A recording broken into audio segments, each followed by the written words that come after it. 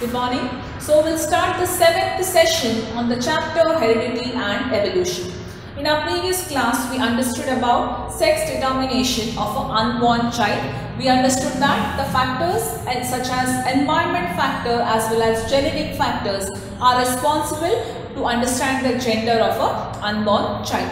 So we move on to the next part of the chapter Heredity. Now till now what all we have discussed: variation,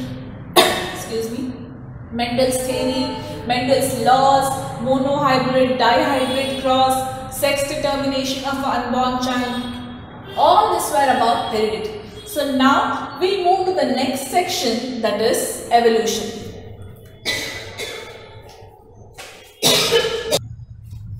So when we talk about evolution, evolution is nothing but a gradual change in the variation, what we can say.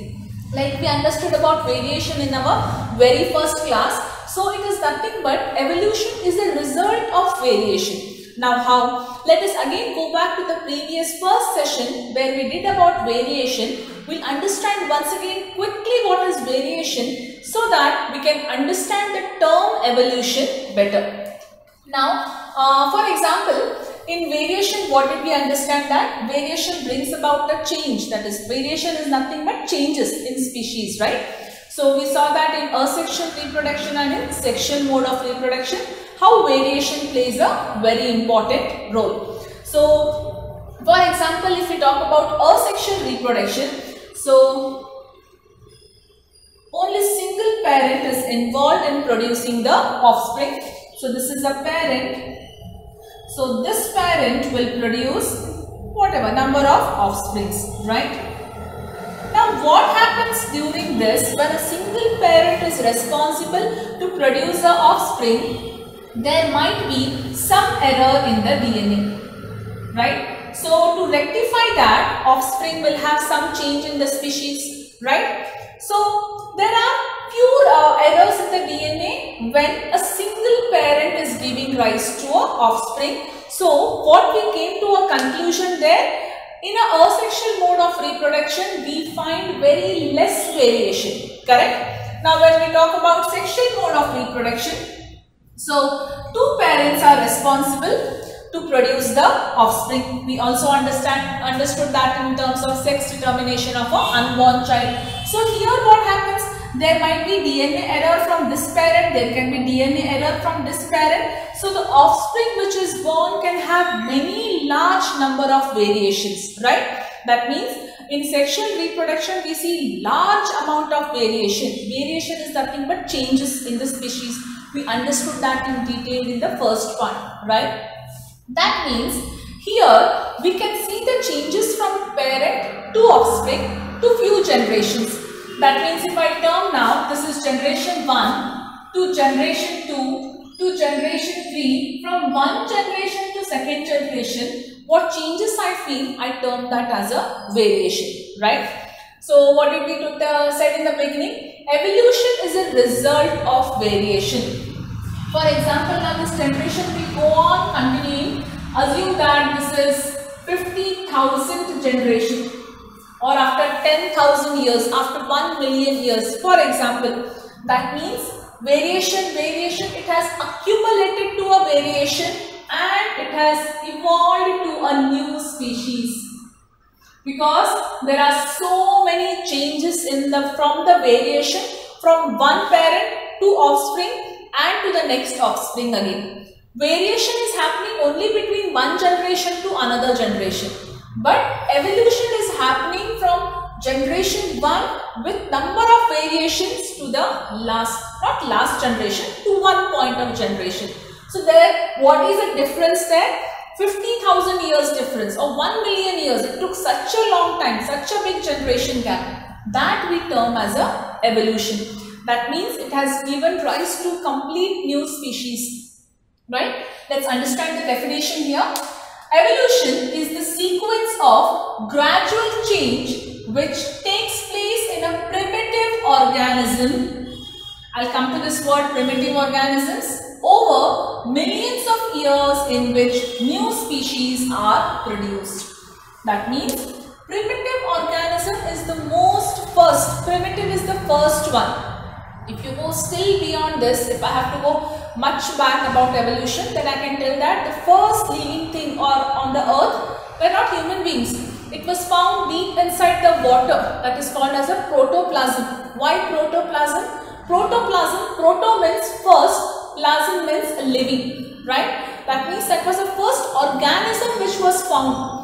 From that, from next generation, next to next evolution, we have species now, right? So it is much wider subject if you have to study about this. As I had told in my previous class, we have only touched little bit part of heredity and also a little bit part of evolution only. We will be not going in depth about evolution also here, but to understand in general, we need to know few terms. We'll only touch upon that, right? So it is the sequence of gradual changes. Why gradual changes? From first generation to second generation, slowly, generation wise, there has been a very small changes that we term as variation.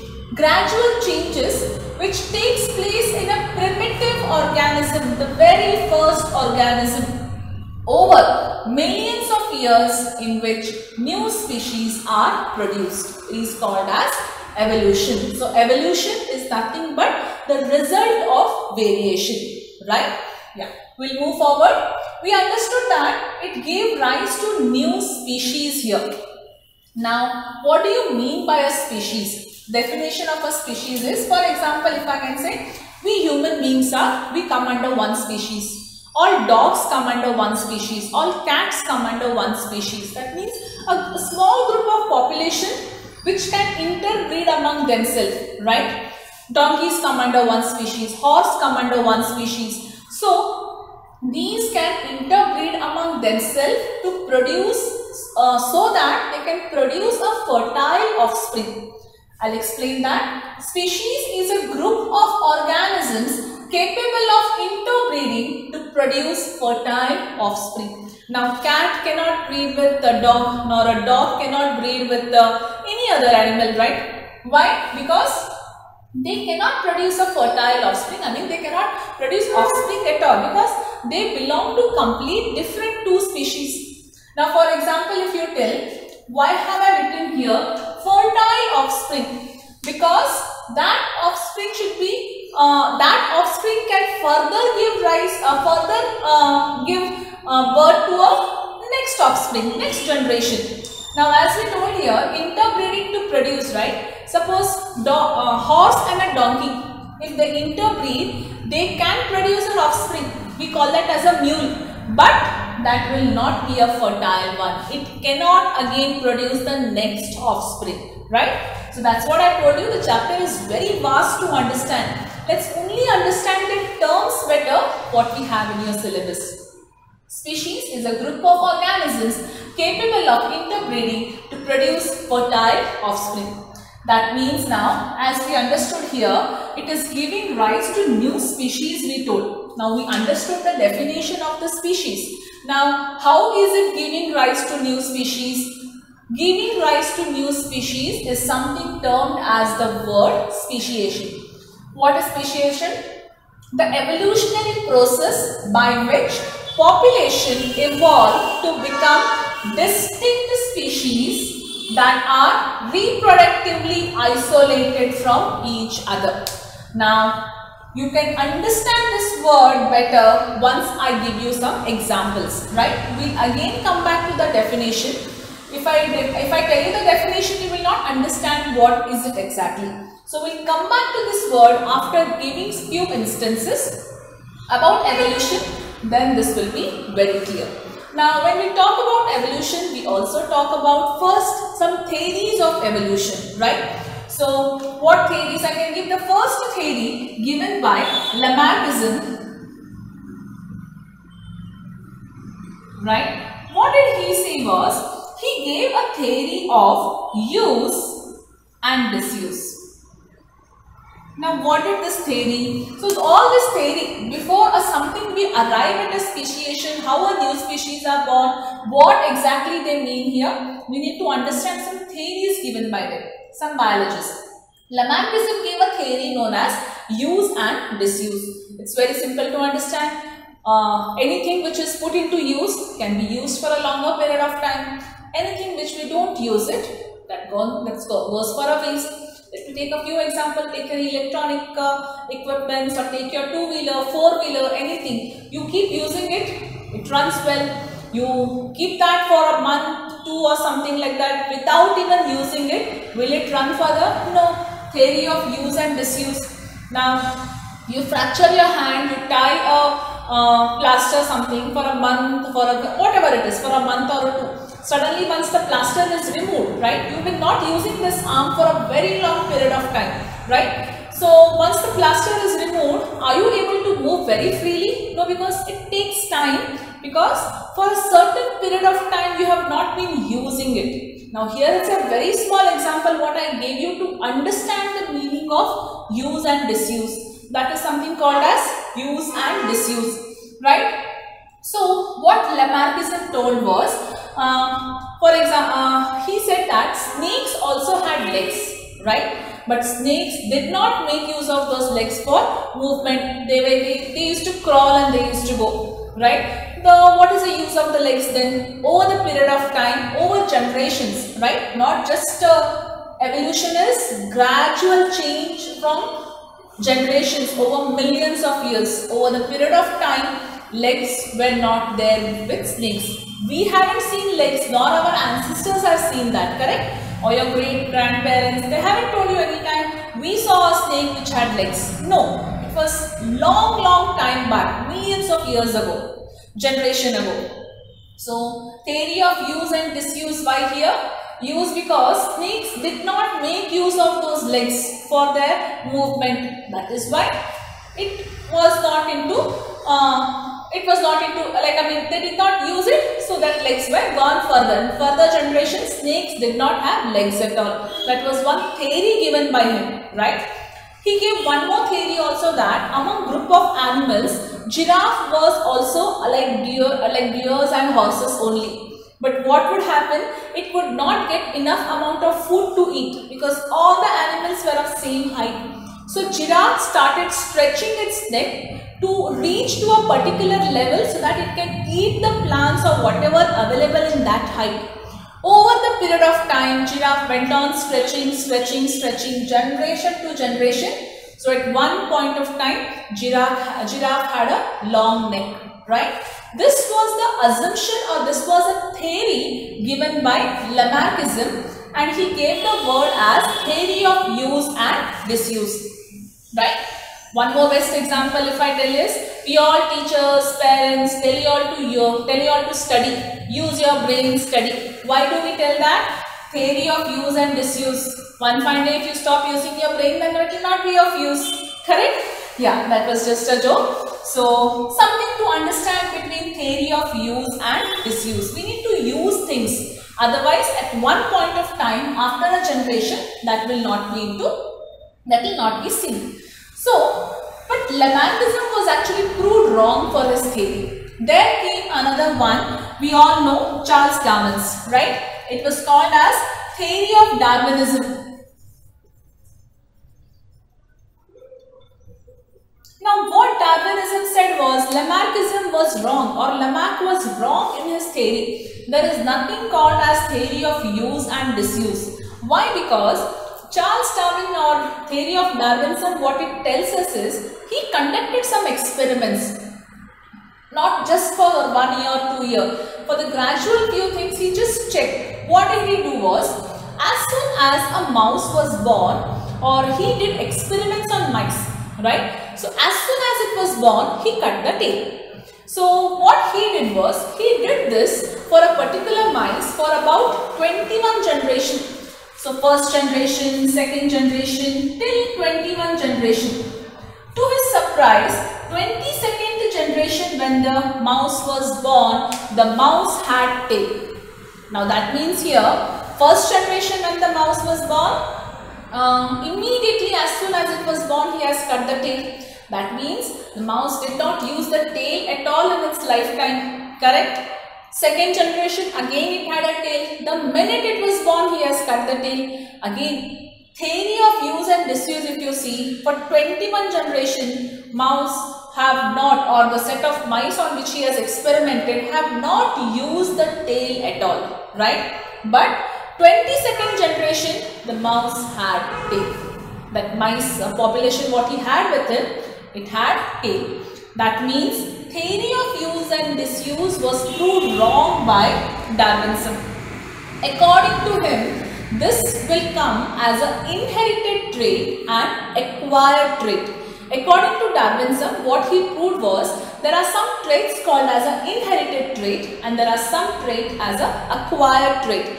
Now, what does he tell? Cutting off a tail in a mice was a acquired trait. That means that mice population or the species received that experience in the lifetime when it was born, right? But genetically, it had a tail. We have discussed about inherited and acquired. Now, for example, I go for swimming or for tabla, for music classes. That means in my lifetime, I acquire those knowledge, acquire those traits, right? Genetically, it is not within me. So, now genetically what do I carry? I carry height, genetic, as we know that. We carry height, color of our skin, etc. All those alleles we carry. But in lifetime what I experience, I learn driving two-wheeler, three-wheeler, four-wheeler, whatever it is. We learn that in our life experiences, right? So, there he gave the meaning of inherited trait and acquired trait. So, this was about the evolution. So, what we talk about, right? So, now coming back to the thing in speciation, if we have to understand, because it is again quite, how do you say that now? Theory of Lamarckism and Darwinism is with the species and speciation? Yes, it is interrelated only. Why? Because now what does the definition tells? The evolution processes by which population evolved to become distinct species that are reproductively isolated from each other. That means here, when a species is born, if a particular set of species is isolated from another set of species for a very long period of time, that means after at one point, those species cannot interbreed with each other or they are not reproductive with each other. They totally become two different species. That is point one. Now point second, according to Darwinism, what he has told was not only use and disuse was wrong, he also told something about survival of the fittest. Survival of the fittest, why did he tell this? Because now the rate at which the population is growing, it's very high, right? But still our population rate is constant. That is because survival of the fittest. Survival of the fittest means now anything which has a capacity to survive will survive on earth. If not, that person will die. That is why otherwise human beings or animals, the mortality rate would have gone, right? So we get disease or we are not able to adjust to the condition. Now the present situation, what is going on here? Some are able to tolerate it, some are not able to tolerate. Survival of the fittest. That was given by Darwinism. Now, according to him, what he told was, now these organisms, if they are there in a particular region for a very long period of time, they will get adjusted to that atmosphere, right?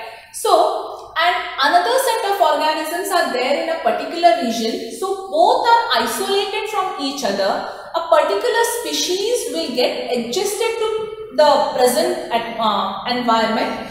Another species will get adjusted to another environment. There is no contact between these species, right? So if there is no contact between these species, that means over a period of time, they are reproductively isolated from each other. That means they cannot interbreed with each other. So the organisms which are there, if they are able to survive, what all conditions are given to them? That is what we learn in speciation, right? How do you say that? By what way speciation will take place? Speciation can take place by natural selection. Now what is natural selection? Darwinism theory. Survival of the fittest. Naturally, nature will select us whether I am fit to be here in this earth or am I not fit to be in this earth. How? By our lifestyle, our immunity, everything. Some of them will get diseases, we die quickly. Some of them can bear that diseases, right? Natural selection. That is what I told. How is this related with speciation? So the ways by which the speciation can take place is by natural selection, accidental selection, geographical isolation and artificial selection. We will be dealing with all these 4 points in our next session. What is natural selection, what is accidental selection, what is geographical isolation and what is artificial selection here. That means how do we get or how do we come, how a new organism is born, or not exactly organism, how a species was there from a particular species, how we got arise to a new species, right? The evolutionary process by which population evolved to become distinct species. By what ways? Either by natural selection, either by accidental selection, either by geographical isolation or by artificial selection, become a distinct species that are reproductively isolated from each other. This is the definition of speciation. So we will wind up with today's class here. What we understood about evolution, we understood about theories of evolution given by Lamarckism and Darwinism. Then we understood what are species, speciation, ways by which speciation takes place, and those 4 factors we'll be discussing it in our next class. So in today's class, if you have any doubts, you can call on the same day of the video sent. Thank you.